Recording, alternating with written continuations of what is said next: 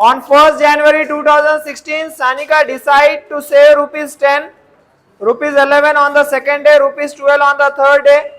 If she decide to save like this, then on 31st December 2016, what will be the total saving? देखो उसकी saving सबसे पहले लिखते हैं, the savings of Sanika, the saving of Sanika is as follows. Saving क्या है बताओ? First day कितना सेव किया है? 10, सेकेंड डे पर 11, थर्ड डे पर 12, ऐसे करते जाए तो 31 दिसंबर को उसके पास टोटल अमाउंट कितना रहेगा वो बोलना है। स्टार्ट कब किया है? 1 जनवरी 2016 को। ऐसे करते हुए कहां तक जा रहे? 31 दिसंबर 2016। अच्छा, 1 जनवरी 2016 से 31 दिसंबर 2016, मतलब ये पूरे ईयर को कवर किया है। ईयर के फर्स्ट डे से लेके ईयर का लास्ट डे। ईयर का फर्स्ट डे होता है 1 जनवरी, किसी भी ईयर का लास्ट डे होता है 31 दिसंबर। तो फर्स्ट डे से पूरे साल की सेविंग हमें निकालनी है। फर्स्ट डे पे उसने 10 किया है, सेकेंड डे पे 11, थर्ड डे पे 12, तो पूरे साल में उसने पैसे कितने कलेक्ट किए हैं या कितने जमा किए, ऐसे ही अगर चलता जाएगा तो वो हमें बोलना है। क्लियर है क्या? सो here T1 is equals to A is equals to 10, T2 is 11, T3 is, find क्या करना है? फाइंड क्या करना है? सम फाइंड आउट करना है। क्या फाइंड आउट करना है? सम यानी यस एन की वैल्यू। अब एन मतलब कितने टर्म्स का सम, तो ये कितने दिन हो जाएंगे पूरे साल के, पहले तो वो देखना पड़ेगा। कितने दिन हो जाएंगे साल के? साल में या तो 365 डेज होते हैं या तो 366। 366 कब होते हैं? Leap year. ये साल लीप ईयर है या नहीं ये डिसाइड करने के लिए इसको 4 से डिवाइड कर दो। अगर लास्ट के 2 नंबर भी 4 से डिवाइडेड है तो ये लीप ईयर है। 4 के टेबल में 16 आता है क्या? 4 4 जा, तो 2016 कौन सा साल है? लीप ईयर में कितने डेज होते हैं? और लीप ईयर ना हो तो 365। क्लियर है क्या? यहां पर the savings of Sanika is in AP, therefore D is equals to T2 minus T1, that is 11 minus 10, that is equals to 1. D की वैल्यू कितनी है? 1. The year 2016 is a leap year, therefore leap year मतलब number of days, या number of days यानी n कितने हैं? 366। n की value कितनी हो गई? तो यस एन मतलब किसकी वैल्यू निकालना है? यस 366 की वैल्यू। क्लियर है क्या? कौन सा फॉर्मूला यूज करेंगे, फर्स्ट या सेकंड? क्यों? क्योंकि अपने पास डी की वैल्यू है, लास्ट टर्म की वैल्यू ही नहीं है अपने पास। तो बोलो फर्स्ट फॉर्मूला क्या है अपना? S N is equals to n by 2 in bracket 2a plus n minus 1 into D. S N यानी यस 366, हाँ 366 by 2 in bracket 2 into A की वैल्यू है अपने पास 10 प्लस 366 माइनस 1 इंटू 1। सॉल्व कर लेंगे इसको, चाहो तो इससे डिवाइड कर दो। 2 1 जा 2, 2 8 जा 16, 2 3 जा 6 इंटू, हाँ 20 प्लस 365 इंटू 1। पहले मल्टीप्लीकेशन कर दो। 20 प्लस 365, 20 प्लस 365 385। तो इसको अगर मल्टीप्लाई करेंगे तो हमारा आंसर आ जाएगा। Total therefore total saving of Sanika is rupees dash, जो भी टोटल आ रहा है। टोटल निकालो कितना आ रहा है, देखो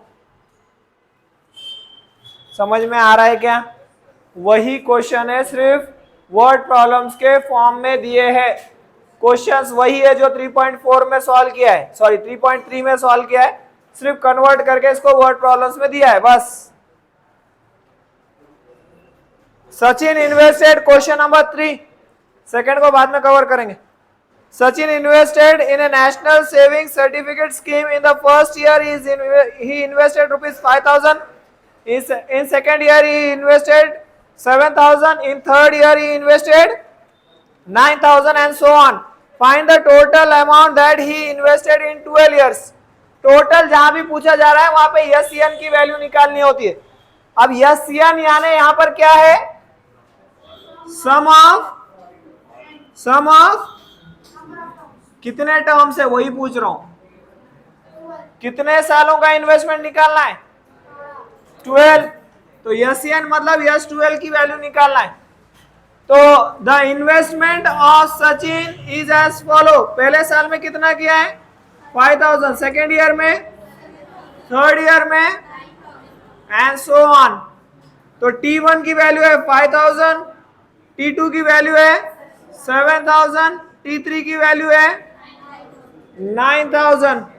the investment of Sachin is in AP, T2 minus T1 यानी 7,000 माइनस 5,000 कितना हुआ 2,000। D की वैल्यू कितनी है, सम ऑफ एन टर्म यानी सम ऑफ 12 इयर्स। कौन सा फॉर्मूला यूज करेंगे, फर्स्ट या सेकंड, फर्स्ट लिखा हुआ है फर्स्ट फॉर्मूला, देखो फिर इसके हिसाब से क्या आता है आंसर। हाँ बोलो, यस यानी S12, 12/2, 2 into 5,000 plus 12 minus 1 into 2,000, 6, 10,000 plus 11 into 2,000, 6, 10,000 plus 22,000, 22,000 plus 10,000, 32,000। हाँ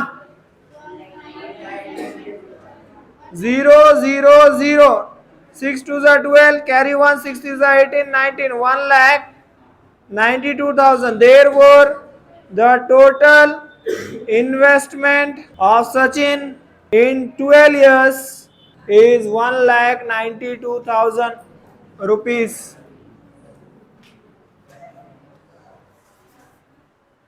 Question number 4. There is an auditorium with 27 rows of seats.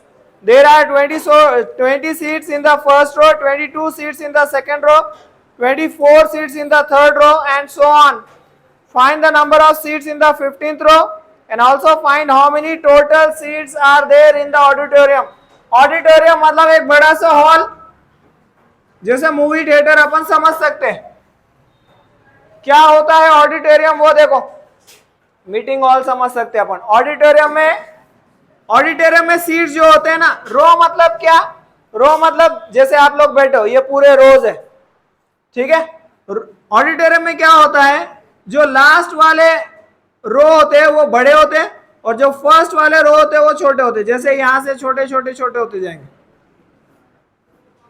First row में थोड़े से कम रहेंगे, उससे ज्यादा उससे ज्यादा उससे ज्यादा सबसे ज्यादा, मतलब पूरा वी टाइप में होता है ऐसे। तो ये होता है ऑडिटोरियम। तो अब यहाँ पे बोला है कि एक ऑडिटोरियम है जिसमें कितने रोज है, 20 है। ये फर्स्ट रो, ये सेकेंड रो, ऐसे करते करते करते कितने रोज है, 27th रो तक है, ठीक है। The auditorium have 27 rows of seat. अच्छा 27 रो है तो मतलब ये किसकी वैल्यू है अपने फॉर्मूले के हिसाब से, 27 rows of seat. There are 27 rows of seats, ये n की वैल्यू है। किसकी वैल्यू है ये, the number of seats in each row is as follows. हाँ फर्स्ट रो में कितने हैं, सेकेंड रो में, नेक्स्ट रो में and so on. So here T1 is equals to A is equals to 20, T2 is equals to 22, T3 is equals to 24. The number of seats in the auditorium is in AP. Therefore, D is equals to T2 minus T1. That is 22 minus 20. That is 2. Difference कितने का है? 2 का है. हमें क्या find करना है? Find, हमें दो चीजें फाइंड आउट करनी है. फाइंड, क्वेश्चन बोलो. Find number of seats in the 15th रो. जैसे फर्स्ट रो में कितने हैं? 20. सेकेंड रो में कितने हैं? तो ऐसे अगर गिनते जाएंगे तो जो 15th रो है, सिर्फ 15th रो में कितने सीट है, तो उसके लिए हमें निकालनी पड़ेगी Tn की वैल्यू यानी T15 की वैल्यू. और क्या फाइंड आउट करना है? टोटल नंबर ऑफ सीट्स यानी क्या फाइंड आउट करना पड़ेगा? Sn की वैल्यू. Sn यानी यहाँ पर क्या हो जाएगा? S27 हो जाएगा, क्योंकि n की वैल्यू कितनी है? ये टोटल नंबर ऑफ जो सीट्स है वो है 27, तो टोटल है 27. यहाँ 15 क्यों हुआ n की वैल्यू? क्योंकि हमें पूछा ही 15 के बारे में गया. क्लियर है क्या? तो यहाँ सॉल्व करते हो n की वैल्यू 15 है और टोटल जो नंबर ऑफ रोज है वो कितने हैं? हाँ, तो बोलो Tn का formula. Tn is equals to a plus n minus 1 into D. हाँ, T15 is equals to 20 plus 15 minus 1 into 2. T15 is equals to 20 plus 14 into 2. T15 is equals to 20 plus 28. कितना हुआ? 48. Therefore, there are 48 seats in the 15th row.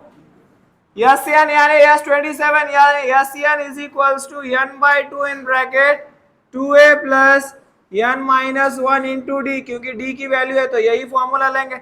S27 is equals to in bracket 2 into 20 plus 27 minus 1 into 2. 27 तो नहीं जाता है 2 के table में, तो उसको वैसे ही रहने दो. 27 by 2 40 plus 26 into 2. 27 by 2 into 40 plus 52 कितना हुआ? 92. 27 तो नहीं जाता, 92 जाता है. हाँ, 2 4 8 2 6 12. दोनों को मल्टीप्लाई कर दो, टोटल नंबर ऑफ सीट्स आ जाएंगे in the auditorium. Therefore the total seats in the auditorium are dash. जो भी आपका आंसर आ रहा है, समझ में आ रहा है क्या? ये 6-1 सॉल्व करना है आपको यहीं पर. क्वेश्चन नंबर 2 और 5 रह गया है हमारा, वो देख लेते हैं. Question number 2. A man borrows ₹8,000 and agrees to pay with a total interest of ₹1,360 in 12 monthly installments. Each installment is less than the preceding one by ₹40. Find the amount of the first and the last installment. Question क्या है? Question ये है कि एक person है जिसने किसी से 8,000 रुपीज लिए, जैसे बैंक से लिया है. ठीक है, क्या दिया है? A man borrows ₹8,000. कितने रुपए बोरो किए हैं? बोरो करना है यानी किसी से लेना. अब वो उधार लिए जा सकते हैं, इंटरेस्ट पे लिए जा सकते हैं. इंटरेस्ट पे जब लेते हैं तो वो बोरो जो किया जाता है उसे बोला जाता है प्रिंसिपल. क्या बोला जाता है? देयरफॉर ये जो अमाउंट है अपना जो बोरो किया गया है वो है प्रिंसिपल. कितना हुआ principal? He agrees to pay with a total interest of ₹1,300. He agrees to pay interest of ₹1,300. Interest यानी वो अमाउंट होता है जो आप प्रिंसिपल के ऊपर देते हो. जैसे फॉर एग्जांपल अपन ने किसी से बैंक से अपन ने 1,000 रुपए लिए, साल भर के बाद जब लौटा रहे तो 1,000 ही नहीं लौटाने पड़ेंगे, कुछ और ऐड करके देना पड़ेगा उसे. जो ऐड करके दे रहे, सपोज 10 रुपीज बढ़ के दे रहे, ठीक है, या 100 रुपीज बढ़ के दे रहे, 1100 बैंक को वापस कर रहे, तो ये जो 100 रुपए एक्स्ट्रा दे रहे इसे बोला जाता है इंटरेस्ट। तो इसने 8000 रुपीज लिए थे किसी से और ऊपर कितना दे रहा है 1360। प्रिंसिपल को और इंटरेस्ट को जब मिला देंगे तो टोटल अमाउंट बनेगा। क्या बनेगा? इसको अमाउंट बोला जाता है। Therefore amount is equals to कितना है, प्रिंसिपल प्लस इंटरेस्ट। प्रिंसिपल कितना है अपना 8000, इंटरेस्ट कितना है 1360, टोटल कितना हो जाएगा 9360। ये है वो पैसा जो वो वापस करने वाला है, इतना उसको वापस देना पड़ेगा। 8000 लिया था, उसके ऊपर इंटरेस्ट इतना लग रहा है, तो वापस ये पूरा करेगा। कितने दिनों में वापस कर रहा है वो 12 मंथली इंस्टॉलमेंट, यानी 12 मंथ्स में वापस करेगा। तो ये टोटल अमाउंट है जो वो वापस दे रहा है। तो अर्थमेटिक प्रोग्रेशन में जो टोटल अमाउंट होता है उसको किससे डिनोट किया जाता है, किससे डिनोट किया जाता है, एस एन से डिनोट किया जाता है। किससे डिनोट किया जाएगा, तो एस एन की वैल्यू कितनी हुई अपनी 9000। हाँ, he agrees to pay the total amount in 12 monthly installments। 12 monthly instalment में अगर वो पे कर रहा है तो ये किसकी वैल्यू हो गई, फॉर्मूले के हिसाब से यन की वैल्यू हुई। किसकी वैल्यू हुई है, n is equal to 12। Number of months कितने ले रहा है वो, each instalment is less than the preceding one. Preceding यानी पहले से कितना कम है, ₹40। हर इंस्टॉलमेंट 40 रुपीज कम होता जा रहा है। जैसे पहले इंस्टॉलमेंट में उसने कुछ पैसे दिए तो दूसरा इंस्टॉलमेंट उससे 40 रुपीज कम होगा, तीसरा इंस्टॉलमेंट उससे 40 रुपीज कम होगा। प्रीसीडिंग यानी क्या, प्रीसीडिंग यानी बाद वाला। जैसे Tuesday is preceding to Monday, Tuesday जो है वो मंडे के बाद आता है। क्लियर है सभी को?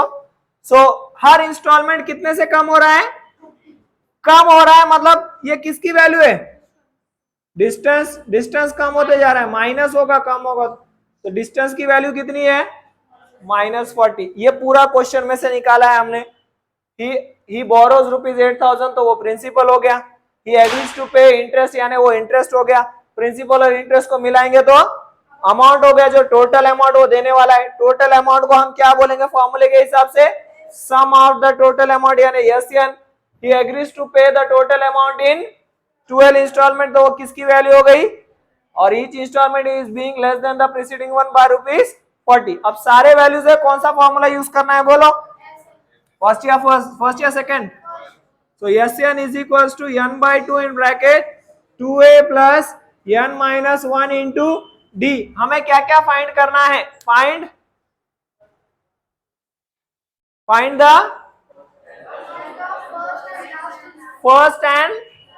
फर्स्ट यानी किसकी वैल्यू, यहां से आ जाएगी a की वैल्यू, और लास्ट यानी tn की वैल्यू, लास्ट यानी तो ये निकालने का, यहां से a की वैल्यू निकलेगी, उसके बाद tn की वैल्यू फाइंड आउट करना है tn वाले फॉर्मूले। समझ में आ रहा है, लिख कर लो, बोलो Sn यानी कितना वैल्यू है अपना, S12 minus 12 by 2 into a की वैल्यू नहीं पता तो 2a ही रहना, तो 2a प्लस 12 माइनस 1 इंटू -40।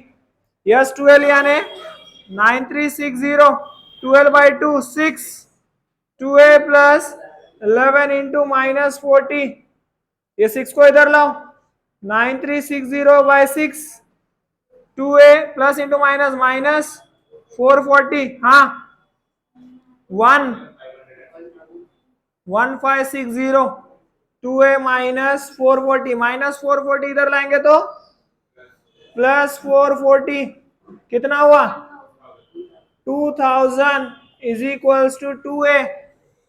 वो 2a में से 2 इधर लेकर आओ तो 2000 divided by 2 that is equals to a, कितना हुआ 1000 इज इक्वल्स टू a, यानी a इज इक्वल्स टू 1000, यानी फर्स्ट वैल्यू आ गई हमारी, फर्स्ट इंस्टॉलमेंट इज 1000। अब क्या निकालना है, लास्ट इंस्टॉलमेंट यानी Tn की value, Tn is equal to a plus n minus 1 into D.